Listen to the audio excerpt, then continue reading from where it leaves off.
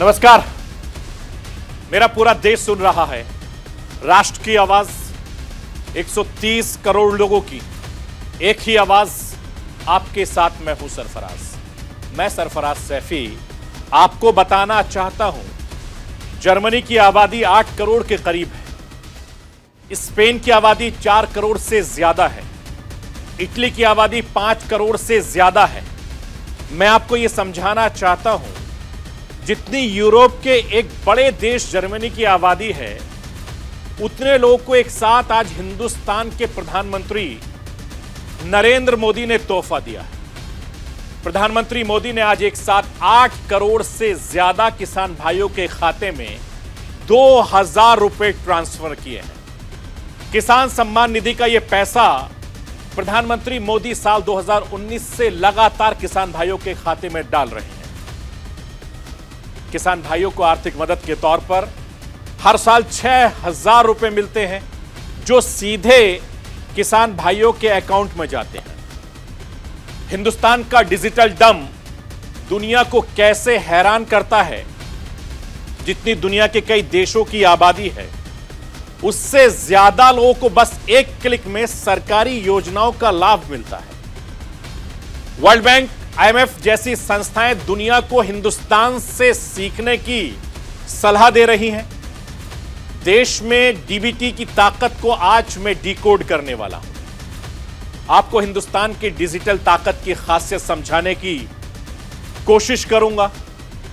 रूस यूक्रेन युद्ध का 8वां महीना चल रहा है। इधर कुछ दिनों से दोनों देशों के बीच तनातनी काफी ज्यादा बढ़ गई है। जब से क्रीमिया ब्रिज पर हमला हुआ, रूस के राष्ट्रपति बौखलाए हुए हैं। पुतिन का गुस्सा 7वें आसमान पर पहुंचा है। पुतिन ने अपनी सेना को यूक्रेन पर हमला तेज करने का आदेश दे दिया। इस माहौल में रूस के मिलिट्री साइट पर हुए हमले ने आग में घी डालने का काम किया है। पुतिन बहुत ज्यादा तमतमाए हुए हैं। दोनों देशों के बीच एक बार फिर आर पार के हालात बन गए हैं। रूस यूक्रेन युद्ध का हर अपडेट आपको दूंगा। उधर पुतिन ने रूस के संविधान के बदलाव कर तीसरी बार राष्ट्रपति बन गए हैं। पुतिन की राह पर चीन के राष्ट्रपति जिनपिंग भी चलते दिखाई दिए। चीन में इन दिनों सत्ताधारी कम्युनिस्ट पार्टी की 20वीं कांग्रेस चल रही है। हर तरफ चर्चा है कि कम्युनिस्ट पार्टी की कांग्रेस में चीन के राष्ट्रपति जिनपिंग को फिर से राष्ट्रपति बनाने की तैयारी चल रही है। कैसे जिनपिंग की तीसरी पारी को लेकर पूरी दुनिया में राजनीति गर्म है, यह आज आपको दिखाऊंगा और राष्ट्र की आवाज के जरिए आपको समझाने की कोशिश करूंगा। मैं अपने हिंदुस्तान के कोने कोने की आवाज को दिल्ली तक पहुंचाता हूं। दिल्ली की आवाज को देश के कोने कोने तक पहुंचाता हूं। नेताओं की आवाज को मैं आम लोगों तक पहुंचाता हूं। आम लोगों की आवाज को मैं अपने देश के हुक्मरानों तक पहुंचाता हूं। आपकी आवाज से मिलती है मेरी आवाज और बन जाती है राष्ट्र की आवाज।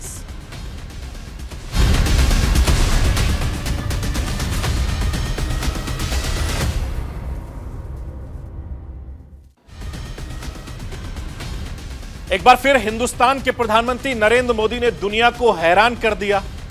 प्रधानमंत्री मोदी ने किसान सम्मान निधि की 12वीं किस्त जारी की है। इस बार किसान सम्मान निधि के रिलीज होने में थोड़ी देर हुई है। डाटा अपडेशन का काम चल रहा था, लेकिन आज किसानों का इंतजार खत्म हुआ। उनके खाते में सम्मान निधि के 2000 रुपए पहुंच गए। 12वीं किस्त जारी कर दी गई। प्रधानमंत्री नरेंद्र मोदी ने किसानों को दिवाली का तोहफा दिया है। साल 2009 में यह योजना जारी है। इस योजना के तहत किसानों को आर्थिक मदद के तौर पर हर साल 6000 रुपए मिलते हैं। तमाम परेशानियों के बावजूद कोरोना काल में भी यही योजना जारी है। योजना का लाभ किसान भाइयों को मिलता रहा है। कोरोना महामारी के संकट के काल में प्रधानमंत्री मोदी की तरफ से मिलने वाली राशि किसानों के लिए काफी ज्यादा मददगार साबित हुई है। प्रधानमंत्री मोदी ने किसान सम्मान निधि की 12वीं किस्त रिलीज की। इसके आंकड़े दुनिया को हैरान और परेशान कर रहे हैं। पीएम किसान योजना के तहत 16,000 करोड़ रुपए की 12वीं किस्त किसानों को दे दी गई है। 8 करोड़ से ज्यादा किसान भाइयों के खाते में 2,000 रुपए एक साथ गए, बस एक क्लिक में पहुंच गए। और साल 2019 में किसान सम्मान निधि योजना लगातार चलाई जा रही है, जिसके तहत हर साल किसानों को प्रधानमंत्री मोदी की तरफ से 6,000 रुपए की आर्थिक मदद दी जाती है। इस स्कीम में लाभार्थियों के खाते में हर महीने 4,000, 2,000 रुपए 3 किश्त में ट्रांसफर की जाती है। योजना के तहत अब तक 2 लाख करोड़ रुपए से ज्यादा का लाभ किसान भाइयों को मिल चुका है। अब तक इस योजना के तहत 11.3 करोड़ से ज्यादा किसान भाइयों को फायदा मिल चुका है। मैं राष्ट्र की आवाज के जरिए आपको यह बताना चाहता हूं कि किसान निधि का पैसा ट्रांसफर करने के लिए मौका भी बेहद खास चुना गया है। प्रधानमंत्री मोदी ने आज से दिल्ली के पूसा कृषि अनुसंधान केंद्र में किसान सम्मान सम्मेलन का उद्घाटन किया। यह सम्मेलन 2 दिनों तक चलता रहेगा। यहां एक कृषि स्टार्टअप आपको आकर्षित कर रहे हैं। करीब 300 स्टार्टअप ने खेती बाड़ी से जुड़े अपने नए इनोवेशन की प्रदर्शनी लगाई है। प्रधानमंत्री मोदी ने उनके स्टॉल पर जाकर खेती के नए तकनीक को समझा। इसके साथ ही प्रधानमंत्री मोदी ने 600 पीएम किसान समृद्धि केंद्र का भी उद्घाटन किया। और मैं आपको इस पूरे कार्यक्रम के बारे में थोड़ा सा बताना चाहता हूं। किसान भाइयों की बेहतरी के लिए केंद्र सरकार किस दिशा में काम कर रही है, सरकार की क्या सोच है, इसका अंदाजा आपको लग जाएगा। दिल्ली के पूसा में मौजूद भारतीय कृषि अनुसंधान संस्थान में पीएम मोदी किसान सम्मान सम्मेलन का आयोजन किया जा रहा है। यह कार्यक्रम 2 दिनों तक यानी 17 और 18 अक्टूबर को चलेगा। इस आयोजन में देश भर के 13,500 से ज्यादा किसान और लगभग 1,500 कृषि स्टार्टअप को एक मंच पर लाने का लक्ष्य है। इस कार्यक्रम में विभिन्न संस्थाओं से 1 करोड़ से ज्यादा किसानों के वर्चुअल तरीके से शामिल होने की उम्मीद है। इस सम्मेलन से कृषि से जुड़े रिसर्चर्स, पॉलिसी मेकर्स और दूसरे हितधारकों को जोड़ा गया है। इसके साथ ही 600 प्रधानमंत्री किसान समृद्धि केंद्रों यानी PMKSK की शुरुआत की गई है। इस योजना के तहत देश में उर्वरक के खुदरा के दुकानों को चरणबद्ध तरीके से PMKSK परिवर्तन करने की तैयारी में है। PMKSK किसानों की अलग अलग तरह की जरूरतों को पूरा करेगी, जैसे कृषि सामग्री, उर्वरक, बीज, उपकरण, मिट्टी, बीज, खाद के लिए टेस्ट फैसिलिटी को किसान केंद्र में उपलब्ध कराया जाएगा। केंद्र किसानों में जागरूकता पैदा करने का काम करेगा, विभिन्न सरकारी योजनाओं के बारे में जानकारी उपलब्ध कराएगा। इसके साथ ही प्रधानमंत्री मोदी ने भारतीय जन उर्वरक परियोजनाओं को एक राष्ट्रीय उर्वरक का शुभारंभ किया है। इस योजना के तहत प्रधानमंत्री मोदी ने भारत यूरिया बैग्स लॉन्च किया है। इसके तहत एकल ब्रांड नाम से भारत के तहत उर्वरक उपलब्ध कराने की योजना है। इस खास मौके पर प्रधानमंत्री मोदी ने क्या कुछ कहा है, मैं आपको राष्ट्र की आवाज के जरिए सुनवाना चाहता हूं। साथियों, थोड़ी देर पहले ही देश के करोड़ों किसानों को पीएम किसान सम्मान निधि के रूप में 16,000 करोड़ रुपए की एक और किस्त उनके खाते में जमा हो गई। तो आपके मोबाइल पे खबर आ गई होगी कि 2,000 रुपए आपके जमा हो चुके हैं। कोई बिचौलिया नहीं, कोई कटकी कंपनी नहीं, सीधा सीधा मेरे किसान के खाते में पैसा चला जाता है। मैं इस दिवाली के पहले पैसे का पहुंचना, खेती के अनेक महत्वपूर्ण कामों के समय पैसा पहुंचना, मैं सभी हमारे लाभार्थी किसान परिवारों को,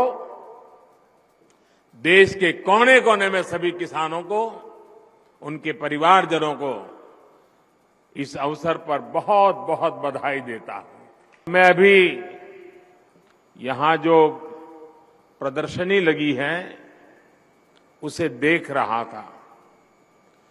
एक से बढ़कर एक ऐसी अनेक टेक्नोलॉजी के इनोवेशन वहां है, तो मेरा मन तो कर रहा था कि वहां जरा और ज्यादा रुक जाऊं, लेकिन त्योहारों की सीजन है, आपको ज्यादा रोकना नहीं चाहिए, इसलिए मैं मंच पे चला आया।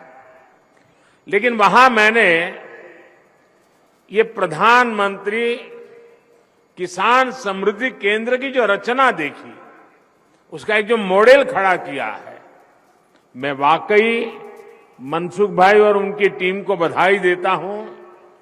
ये किसान के लिए सिर्फ उर्वरक खरीद बिक्री का केंद्र नहीं है, एक संपूर्ण रूप से किसान के साथ घनिष्ठ नाता जोड़ने वाला,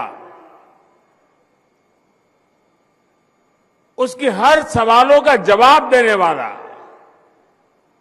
उसकी हर आवश्यकता में मदद करने वाला ये किसान समृद्धि केंद्र बना है। और इस मौके पर देश के कृषि मंत्री ने क्या कुछ कहा है, राष्ट्र की आवाज के जरिए वो भी आपको सुनवाना चाहता हूं। कि 5 साल गुजर जाते हैं, घोषणा पत्र में कहा हुआ वचन पूरा नहीं होता, लेकिन हम सबके लिए गौरव की बात है, जब से प्रधानमंत्री नरेंद्र मोदी जी ने इस देश का कामकाज संभाला है, तो घोषणा पत्र को पूरा करें, इस बात की तो प्रतिबद्धता मोदी जी की कार्य पद्धति में हमेशा रहती है। 100% घोषणा पूरी हो, इसके लिए वो समय समय पर निगरानी भी करते हैं, लेकिन बीच बीच में चाहे किसान का कल्याण हो, चाहे गरीब का कल्याण हो, चाहे बहन का कल्याण हो, चाहे युवाओं के उत्थान का सवाल हो, जब भी कोई विषय ध्यान में आता है तो घोषणा पत्र के अतिरिक्त भी अनेक काम नरेंद्र मोदी जी की सरकार सफलतापूर्वक संपन्न करती है। और प्रधानमंत्री नरेंद्र मोदी ने देश के 8 करोड़ किसानों के खाते में 2000 रुपए की सहायता राशि पहुंचाई। इतने बड़े स्तर पर डिजिटल तरीके से इस काम को किया जाता है, इसे वक्त वक्त पर अपडेट भी किया जाता है। किसानों को पिछले किस्त यानी किसान सम्मान निधि की 11वीं किस्त 31 मई को जारी की गई थी। प्रधानमंत्री मोदी ने मई में हिमाचल की राजधानी शिमला में किसान सम्मान निधि की 11वीं किस्त जारी की थी। 11वीं किस्त में 21,000 करोड़ रुपए भेजे गए थे। इस बार कम लोगों को किसान निधि सम्मान का लाभ मिल सका, 5,000 कम वाले खर्च हुए हैं। इसकी वजह डाटा का अपडेट किया जाना है। किसानों को अपना EKYC अपडेट कराने के लिए कहा गया है। जिन लोगों ने अपना EKYC अपडेट नहीं किया है, इनके खाते में 12वीं किस्त नहीं पहुंची होगी। वैसे KYC अपडेट करने का समय सीमा हटा दी गई है। अगर किसी किसान भाई के खाते में पैसा नहीं पहुंचा तो वो अभी भी अपना डाटा अपडेट कर सकते हैं। मैं आपको राष्ट्र की आवाज के जरिए बताना चाहता हूं कि कैसे किसान भाई अपना डिटेल चेक कर सकते हैं। इसके लिए आपको स्टेटस चेक करने के लिए आपको इन स्टेप को फॉलो करना होगा। पहले PM किसान वेबसाइट पर जाना होगा। pmkisan.com gaon.in पर आप जाइए, लॉगिन कीजिए, राइट साइड पर क्लिक कीजिए, फॉर्मेस कॉर्नर का ऑप्शन मिलेगा। यहां पर बेनिफिशियल स्टेटस के ऑप्शन में आप क्लिक करेंगे, एक नया पेज खुलेगा और पहले मोबाइल नंबर या रजिस्ट्रेशन नंबर के साथ किसी एक विकल्प को चुनिए। विकल्प के मुताबिक अपना नंबर भेजिए। इसके बाद गेट डेटा भी क्लिक करें। यहां क्लिक करने के बाद आपको सभी ट्रांजैक्शन की जानकारी मिल जाएगी। कौन सी किस्त कब आपके खाते में आई, किस बैंक अकाउंट में क्रेडिट हुई, पूरी जानकारी आपको मिल जाएगी। PM किसान योजना के लाभ लेने वालों की लिस्ट में इस बार करीब 2 करोड़ लोगों का नाम कटा है। डाटा अपडेट करने की वजह, दूसरी वजह भूलेखों का सत्यापन है। जांच में जो भी लोग इस योजना के लिए फिट नहीं गए हैं, उनका नाम हटाकर सूची में अपडेट कर दी गई है। मैं राष्ट्र की आवाज के जरिए आपको यह भी बताना चाहता हूं कि डिजिटल तरीकों से बड़ी आबादी तक योजना का लाभ पहुंचाया जा रहा है। योजनाओं का लाभ सीधे अकाउंट तक पहुंचाने का काम जिस सफलता के साथ किया जा रहा है, दुनिया के देश के लिए सबक है। वर्ल्ड बैंक और आईएमएफ जैसी वैश्विक संस्थाएं दुनिया को हिंदुस्तान से सीखने की नसीहत दे रही हैं। प्रधानमंत्री मोदी की पहल से यह डिजिटल अभियान हिंदुस्तान में चलाया जा रहा है। वक्त वक्त पर इसे अपडेट कर और ज्यादा बेहतर बनाया जा रहा है। डायरेक्ट बेनिफिट ट्रांसफर यानी डीबीटी तमाम सरकारी योजनाओं की धुरी बन गई है। इनमें बड़ी भूमिका जन धन अकाउंट योजनाओं की है, जिसकी शुरुआत करके प्रधानमंत्री मोदी ने देश के गरीबों के अकाउंट खुलवाकर उन्हें देश की फाइनेंशियल सेवा से सीधा कनेक्ट किया है। और महामारी के इस दौरान योजनाओं का लाभ मिला है। सरकार गरीबों तक अपनी योजनाओं का लाभ पहुंचाने में कामयाब रही है। जनधन योजना के तहत एनईएफएमएस के हिंदुस्तान की डिजिटल ताकत को बढ़ाया है। फंड का सीधा प्रवाह और सही तरीके से वक्त पर भुगतान हो सके, इसके लिए हर साल 2016 में national electronic fund management system यानी एनईएफएमएस लागू किया गया।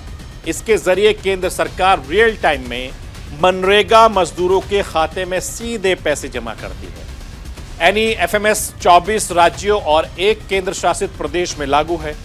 इसी का नतीजा है कि मनरेगा का इलेक्ट्रॉनिक भुगतान जो साल 2024 में 15 से 77.34% था, वो साल 2018-19 में बढ़कर 99% तक बढ़ गया। इस वक्त लगभग 100% मनरेगा मजदूरी का भुगतान डीबीटी के जरिए होता है। केंद्र सरकार ने कोशिश की कि हिंदुस्तान के लोगों ने हिंदुस्तान के किसानों के बढ़ चढ़कर सरकार का साथ दिया है। इसी का नतीजा है कि आज इतनी बड़ी आबादी तक योजनाओं का लाभ पहुंच रहा है। डायरेक्ट लाभार्थी के खाते में पैसा पहुंच रहा है। देश की डिजिटल ताकत भ्रष्टाचार के खात्मे की वजह से बन रही है। देश की डिजिटल ताकत करोड़ों लोगों तक योजनाओं की पहुंच से संभव हो पा रही है। और आज यही बात दुनिया को हैरान परेशान कर रही है। दुनिया हिंदुस्तान का ये हुनर सीख रही है। राष्ट्र की आवाज में रुकूंगा एक छोटे से ब्रेक के लिए। ब्रेक के बाद जब वापस आऊंगा तो आपको बताऊंगा कि रूस यूक्रेन युद्ध का अभी किस मुआयने पर आके खड़ा हो गया है। पूरा अपडेट इस छोटे से ब्रेक के बाद। आप कहीं मत जाइए, बने रहिए मेरे साथ और देखते रहिए राष्ट्र की आवाज।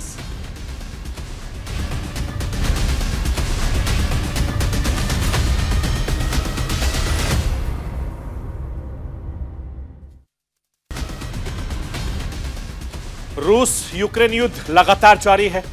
युद्ध खत्म होने के आसार दूर दूर तक नजर नहीं आ रहे। इधर कुछ दिनों से तो हालात कुछ ज्यादा ही खराब हैं। कीमिया ब्रिज पर हमले से रूसी राष्ट्रपति पुतिन बौखलाए हैं। अपनी सेना को हमला तेज करने का आदेश दे दिया। यूक्रेन पर तबाही का नया दौर शुरू हो गया है। मैं आपको यह बताना चाहता हूं, अभी रूसी राष्ट्रपति पुतिन का गुस्सा कम नहीं हुआ। इस बीच रूस के मिलिट्री साइट पर हमले ने हालात और ज्यादा बिगाड़ दिए। इस हमले में 11 सैनिक मारे गए हैं, 15 सैनिक घायल हो गए हैं। पुतिन फिर से भड़क गए हैं। रूस यूक्रेन युद्ध में एक बार फिर से आर पार के हालात भी बन गए।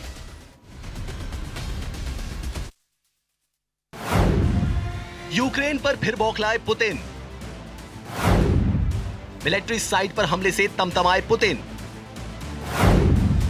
केर्च ब्रिज हमले के बाद पुतिन ने अपनाए थे आक्रामक तेवर।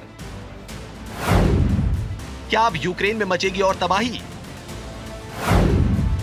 यूरोपियन यूनियन के फैसले से भी नाखुश है पुतिन। 15,000 यूक्रेनी सैनिकों को ट्रेनिंग देगा ईयू।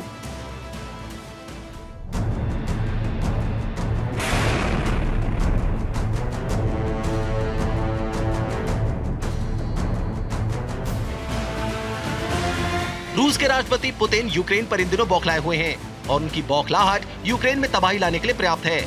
पुतिन की बौखलाहट की 3 वजह हैं। पहली वजह, केर्च ब्रिज पर हमला। दूसरी वजह, रूस के मिलिट्री बेस पर यूक्रेन का हमला। तीसरी वजह, 15,000 यूक्रेनी सैनिकों को ट्रेनिंग देने का यूरोपीय संघ का फैसला। रूस को क्रीमिया से जोड़ने वाले केर्च ब्रिज पर हमले के बाद पुतिन ने यूक्रेन में क्या कहर बरपाया, ये किसी से छिपा नहीं है।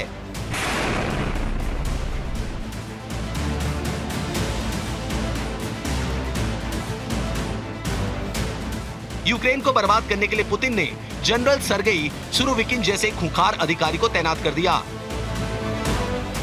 सुरोविकिन के बारे में कुख्यात है कि वो एक सिर के बदले 3 सिर की मांग करते हैं। युद्ध की कमांड मिलते ही सुरोविकिन ने यूक्रेन में तबाही मचा दी। पिछले 1 हफ्ते में यूक्रेन पर सैकड़ों मिसाइल हमले हो चुके हैं।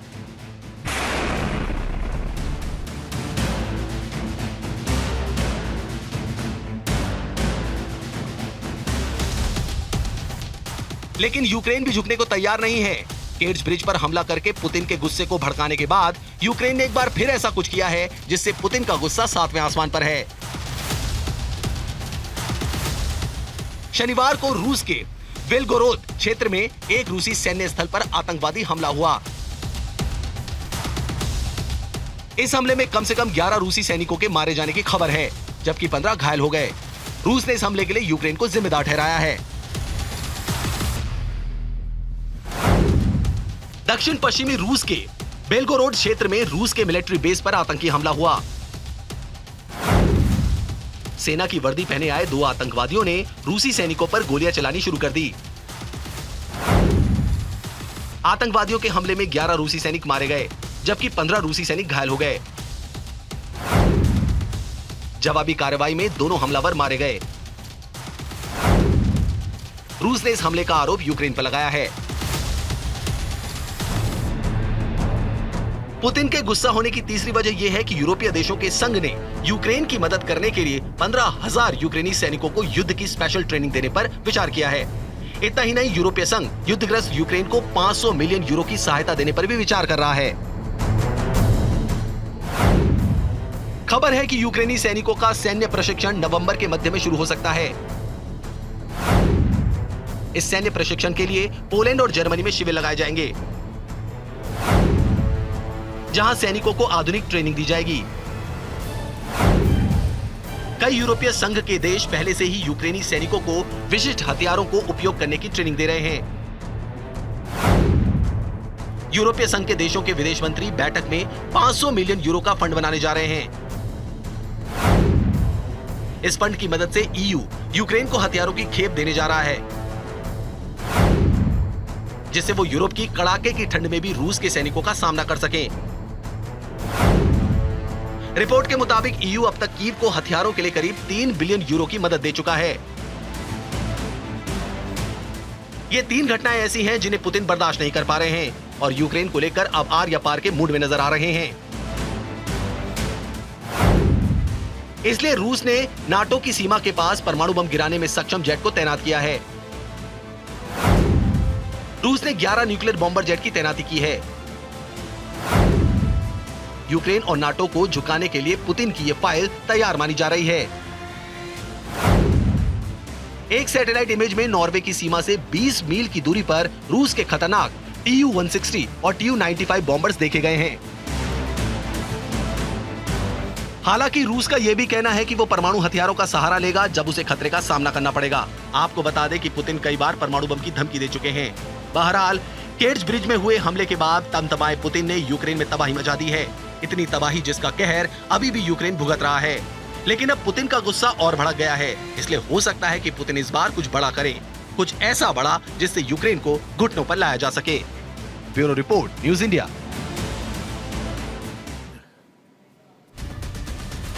चीन में इन दिनों सत्ताधारी कम्युनिस्ट पार्टी की 20वीं कांग्रेस चल रही है। चर्चा यही है कि कम्युनिस्ट पार्टी की तरफ से कांग्रेस के चीन ने राष्ट्रपति जिनपिंग को फिर से राष्ट्रपति बनाने की तैयारी चल रही है। अगर जिनपिंग तीसरी बार राष्ट्रपति बनते हैं तो चीन में 30 वर्षों का रिकॉर्ड टूट जाएगा। मैं आपको यह बताना चाहता हूं कि चीन के राष्ट्रपति जिनपिंग ने तीसरी बार राष्ट्रपति बनने के लिए चीन का संविधान तक का बदल दिया। चीन का संविधान कहता है कि देश के सुप्रीम नेता के पद पर कोई भी 10 साल से ज्यादा नहीं रह सकता, लेकिन जिनपिंग ने इस नियम को बदल दिया है।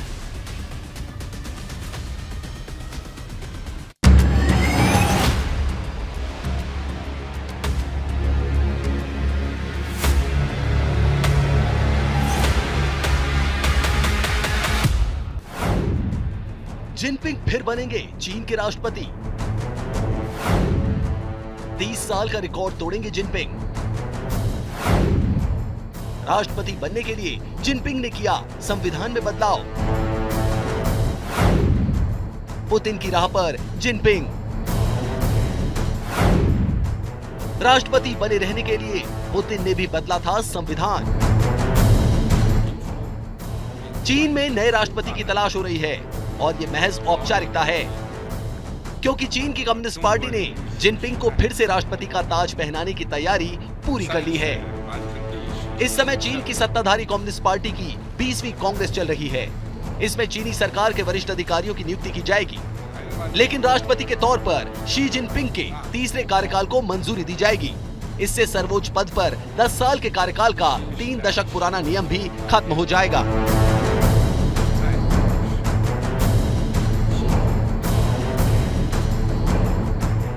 आपको ये जानकर आश्चर्य होगा कि 20वीं कांग्रेस की बैठक के लिए सभी नियम और कायदे शी जिनपिंग ने खुद तय किए हैं।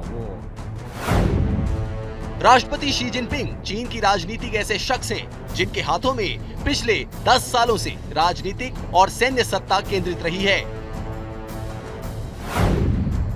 शी जिनपिंग 2012 से चाइनीज कम्युनिस्ट पार्टी के सर्वेसर्वा हैं। 2012 से ही वो चीन की शक्तिशाली सेंट्रल मिलिट्री कमीशन के चेयरमैन हैं। यानी कि चीन की सेना की सारी कमांड उन्हीं के हाथों में है। 2013 से वो चीन के राष्ट्रपति हैं। इसके साथ ही शी जिनपिंग चीन में चली आ रही 30 साल पुरानी उस परंपरा को तोड़ने जा रहे हैं, जहां पहले ये नियम था कि देश का सुप्रीम नेता 10 साल बाद अपने पद को छोड़ देगा। दुनिया में दूसरे राष्ट्राध्यक्ष भी सत्ता में बने रहने की इस नीति पर अमल कर चुके हैं। इसके सबसे बड़े उदाहरण हैं रूस के राष्ट्रपति व्लादिमीर पुतिन। 2 बार राष्ट्रपति बनने के बाद 2008 में पुतिन को अपना पद छोड़ना पड़ा, क्योंकि ये संवैधानिक मजबूरी थी। लेकिन पुतिन ने रूसी संविधान में संशोधन किया और 2012 में तीसरी बार फिर से राष्ट्रपति बन गए। तीसरी बार बतौर राष्ट्रपति बनने के लिए शी जिनपिंग ने बड़ी मुहिम तैयारी की। इसके लिए बीजिंग के द ग्रेट हॉल में भव्य मंच सज गया। यहाँ पर कम्युनिस्ट पार्टी ऑफ चाइना का 20वां अधिवेशन रविवार से शुरू हो गया।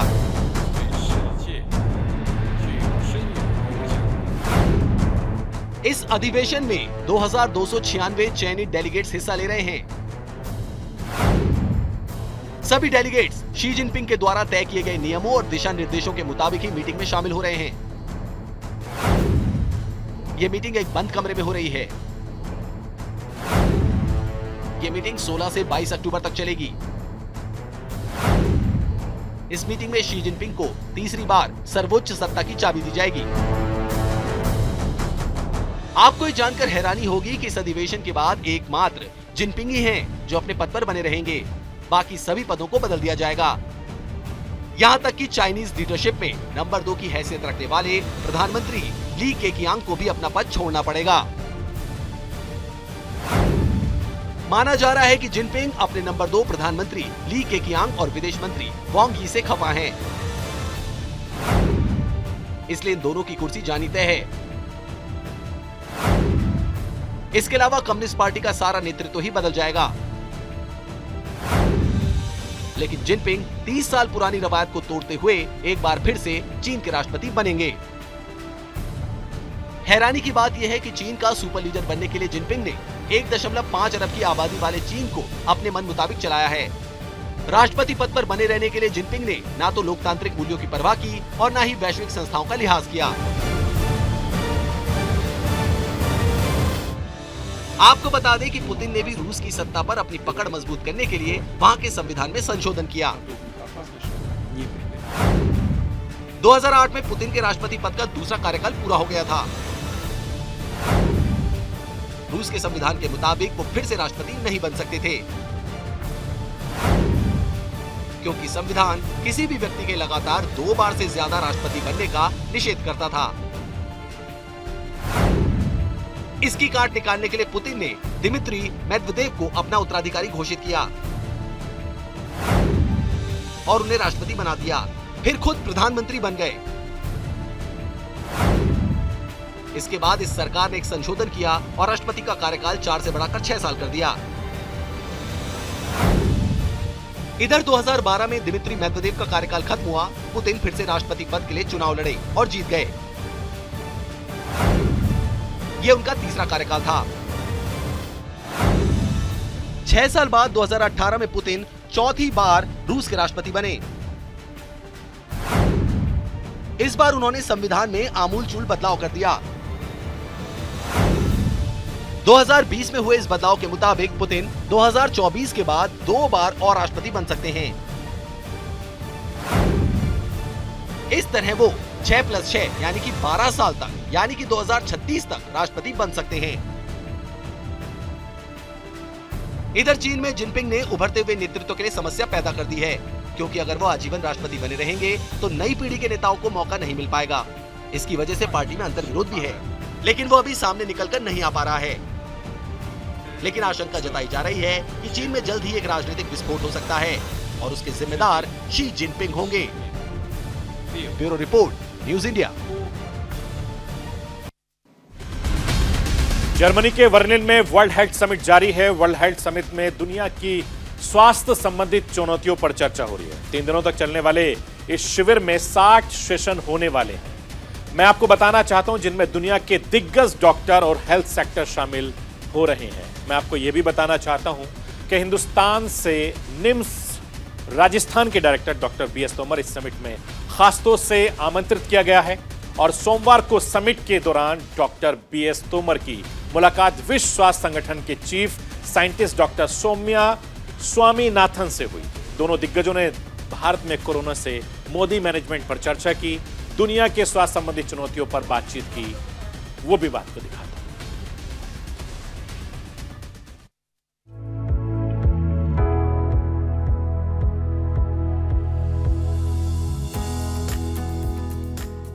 जर्मनी में वर्ल्ड हेल्थ समिट चल रहा है।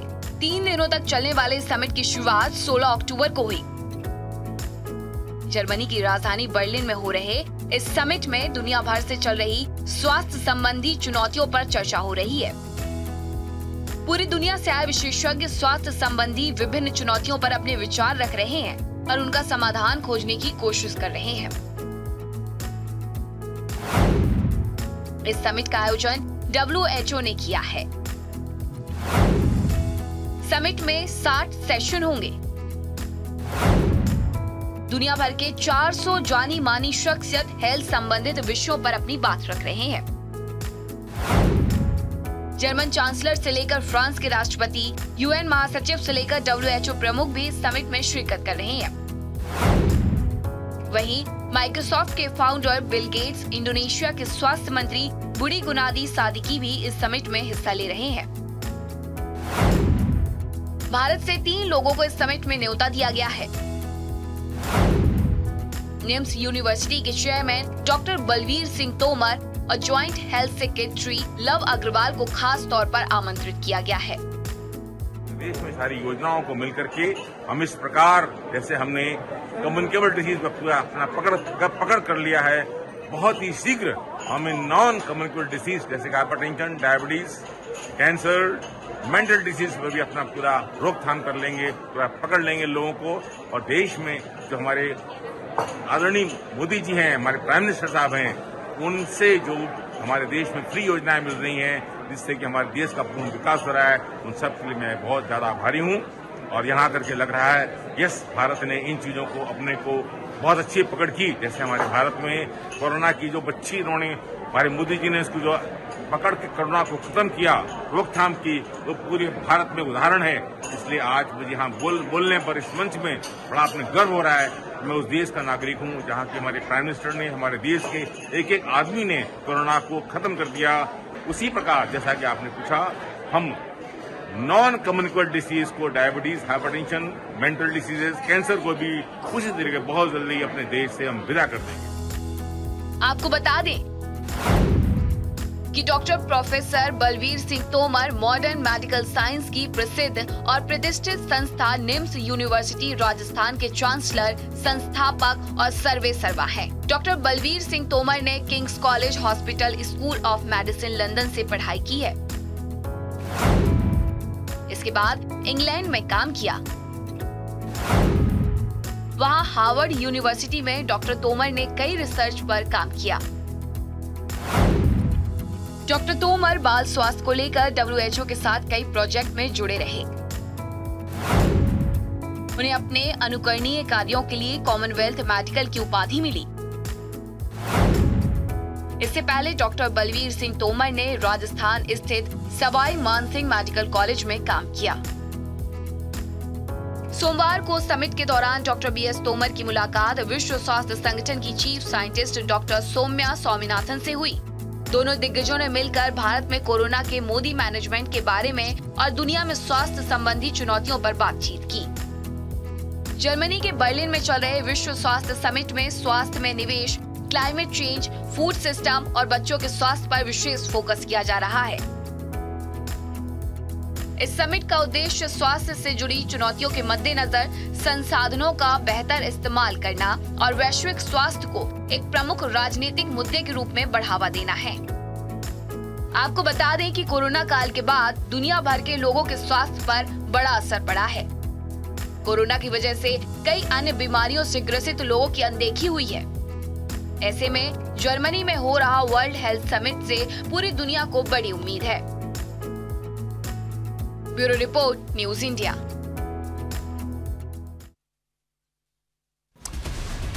तो ये थी राष्ट्र की आवाज।